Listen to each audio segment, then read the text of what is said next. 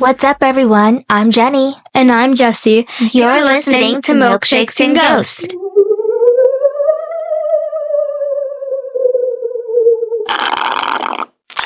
Two words. Double O's. Oh, they're the best. Instead of making milkshakes today, we decided to get double O's. Yeah, a double O's just opened near us. Right now, I'm drinking a wild berry chiller. Yeah, this is not an advertisement for double O's. We just really like their drinks. It's something different. In the past, I used to get Starbucks, so did Jessie, and once in a blue moon Dunkin' Donuts. However, we got tired of drinking the same thing all the time, so now we're trying something different, and double O's is kind of our go-to place right now. I love double O's so much. I'm also loving this 3-day labor weekend. I am too. I absolutely love hanging out with you, with the dogs, with, your brothers. For those of you listening, you won't be hearing this episode until the ending of September. We record our episodes ahead of time, so I know it probably sounds kind of weird because for all of you out there, Labor Day has already passed, but for us, it's actually today. We want to always give you weekly episodes. Recording ahead is really important. It sure is. Yesterday, we got to be interviewed by Henry San Miguel from Paranormal Perception. It was really fun being on his show.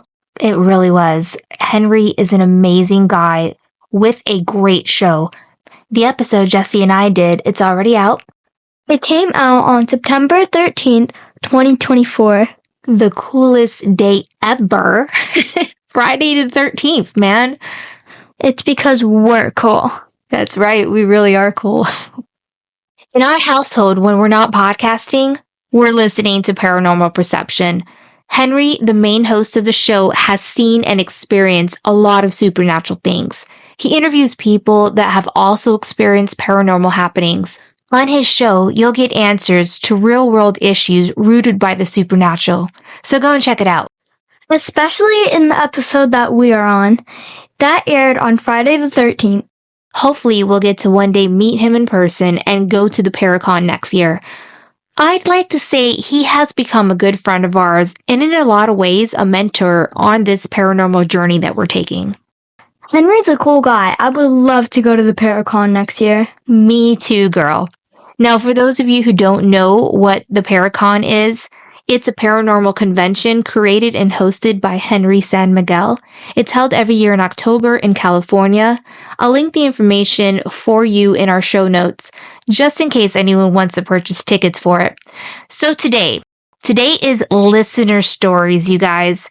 It's where our listeners write in and tell us their own paranormal experiences or suggest a haunted location for us to discuss and perhaps even go investigate. I went through some of the emails and I chose a good one from our listeners. Mom, I know you're going to love this story. Is it spooky? Of course it is. Hello. Our show is called Milkshakes and Ghosts. So in fact, I am talking about something spooky. Facts. Spooky is my favorite subject. I want to give a shout out to the listener that suggested this story. Thank you, Angelo Flores, for writing in and suggesting the Sallie House. I remember seeing that email. Girl, I was about to choose the same story. I cannot believe you took that email. I almost did it. I'm glad you didn't. We need to put it on our bucket list for future paranormal investigations because I read a little bit about the Sallie House and have heard other people's stories that have went there to investigate. It's pretty spooky. That would be amazing. I would love to do an overnight stay at that house. Bet. Sounds like fun. I will definitely start looking into it. Did you just say bet?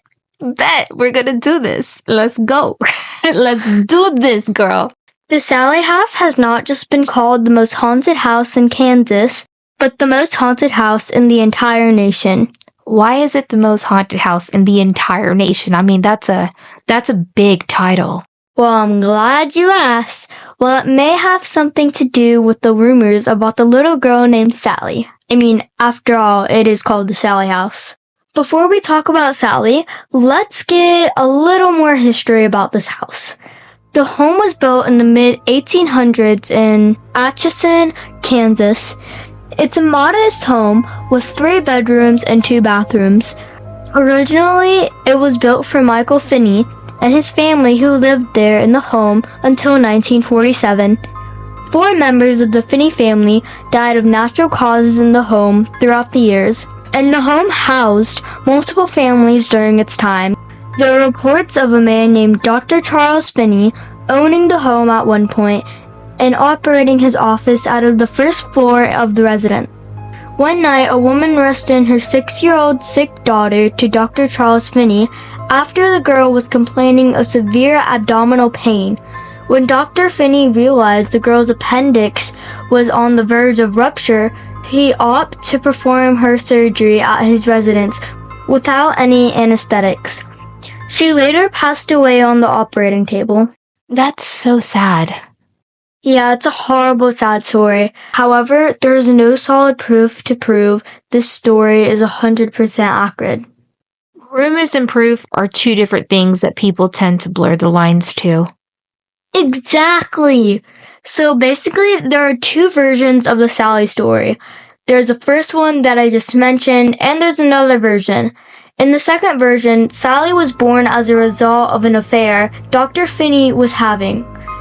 When the little girl became ill, her mother brought her to Finney. The doctor was scared for the little girl to go to the hospital. He feared people would find out about his affair.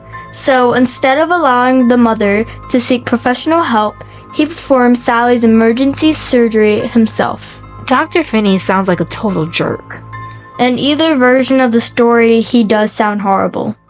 I like the first version better, and actually, that version I've heard a bunch of times before from people and from articles I've read. Same here. The first version seems more creepier. I had to tell both versions since neither one of them can be confirmed. Now, it wasn't until the 1990s that the Sallie House was reported to be haunted. That's a long gap. So, what changed? Well, a young couple purchased the home, the Pickmans.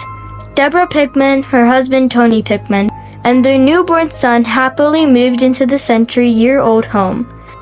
To their shock, the home was already occupied by a fire-starting spirit named Sallie. The Pickmans soon realized darker and more aggressive spirits also resided in the home. Over time, Deborah adapted to Sallie's mischievous behavior and became attached to the spirit. Toys moved by themselves, knickknacks moving, and electrical disruptions became the norm. Sallie became more of a problem when she began lighting fires within the home. Oh man, I would say it's time to move, no questions asked. I was gonna say burn the home down, but it looks like Sallie's already doing that. But I know my suitcase would have been packed the moment something started moving. Exactly. Now, it gets worse. Oh no, it can't possibly get worse than fires. Oh yes. Deborah's husband, Tony, becomes the victim of scratches, bites, and terrifying ghostly attacks. After 2 years of being assaulted mentally and physically in the home, the Pickmans finally moved out. 2 years is too long to live in that kind of torture. Yeah, Deborah Pickman now believes that Sallie was not the spirit of a little girl, but an evil entity posing as a child in order to gain the trust of the family. I don't understand why they didn't think that from the beginning. Yeah, that's confusing, but same here. It was discovered in the early 2000s that a pentagram was drawn on the basement floor of the home. Satanic ritualistic remnants have been discovered, as well as luminal test that was performed, which highlighted signs of blood spatter in the closet of the master bedroom. Wow, that's scary. So Jesse, who owns the Sallie House now? These days, the ownership of the house is tricky, but according to the official Sallie House website, Les Smith Jr. has been the actual owner of the home for over 20 years. Those who dare to enter the home can take a tour or even stay the night in the home, which is exactly what we need to do. I'll look into it for sure. Girl, this sounds like a lot of fun. It sounds like we're about to have a great time on a future paranormal investigation to the Sallie House. And my friends, that is the spooky tale of the Sallie House. That was an amazing tale. Thank you so much, Jessie, for sharing it. I heard the first version of the Sallie House, but I never had heard the second version that you told, so it was really good information. I also didn't know about the satanic rituals and all that stuff that was discovered in there in the 2000s. That I did not know until now. So, the story that I'm going to cover today was suggested by Daniel Hollis. Thanks, Danny, for recommending The Haunting of Abigail's Grille and Bar. Now, Jesse, are you ready for my story? Bring on the ghost. Hold on to your seats. It's about to get spooky. You always say that. Because my stories are spooky. Abigail's Grille and Wine Bar in Simsbury is said to be very haunted. Before I get into the haunts, let's discuss the history of this spooky location. Just off Route 202 in Simsbury is the former Pettibone Tavern, a local landmark that has served travelers since 1780. Built by Jonathan Pettibone Jr., the establishment became an important stop along the Boston to Albany Turnpike and hosted important figures like George Washington and John Adams. After Native Americans set fire to the original building in 1800, the tavern was rebuilt and opened again in 1803. Since then, it was kept as a restaurant and kept its historic name. That is, until 2008, when another fire occurred, damaging the building once more. This building seems prone to fires, or it could just be cursed. Most likely cursed. So under new management, Pettibone Tavern was renamed Abigail's Bar and Grill. It was named after the building's most famous attraction, the ghost of Mrs. Abigail Pettibone. Legend has it that Mrs. Pettibone would take lovers while her husband, a whaling captain, was away on his frequent expeditions. This habit continued until one fateful night when Captain Pettibone arrived home early. Ooh, she's in trouble. Girl drama's about to begin. Dun dun dun! He's gonna be so mad when he gets home. Oh my goodness. Well, upon discovering his wife's infidelity, he promptly dispatched of both Abigail and her lover with an axe. It is said that Abigail's restless spirit haunts the restaurant to this day. According to employees and Patreons alike, there always seems to be an eerie chill in the air as you pass the women's restroom on the second floor. Visitors have also reported seeing spectral visions of a woman, while employees note that lights frequently turn themselves off or on and the furniture appears to move by itself. Other reports states that a little boy roams the halls of the tavern, causing mischievousness every now and then. In addition to apparitions being seen, candles in fireplaces have relit themselves, wine bottles pop out of racks, furniture moves on its own violation, and disembodied voices have been heard calling employees' names. What? Quite a few paranormal groups have investigated this tavern, including TAP's team, also known as Ghost Hunters. Abigail's Grill and Wine Bar is open to the public 7 days a week, serving lunch and dinner daily, and brunch on Sunday. It's been in the same spot for the past 230 years, serving patrons along the Boston to Albany Turnpike, and now taking care of those visitors along Route 202 and Hartford Road in Simsbury. We don't know if you'll see any ghosts, but there's certainly plenty of spirits to be found here. Even if you don't believe in ghosts, the history surrounding the building is enough to encourage a visit. Who knows what you may discover? The Pettibone Tavern sign is on view at the Connecticut Historical Society at 1st Elizabeth Street, Hartford, Connecticut, along with other signs from the 18th and 19th century. And that, my friend, is the haunting of Abigail's Wine and Grill. We should have lunch there. Absolutely. We would be the only ones eating lunch while holding our EMF detectors.